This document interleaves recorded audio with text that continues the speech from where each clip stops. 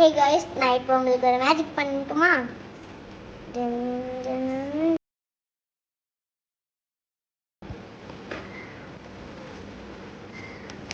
என்னன்னு பார்க்கலாமா?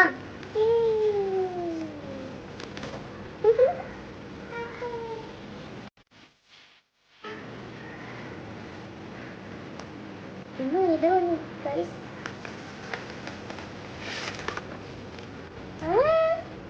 சூப்பர். அம்மா வாட்டர் பாட்டில். வாவ்.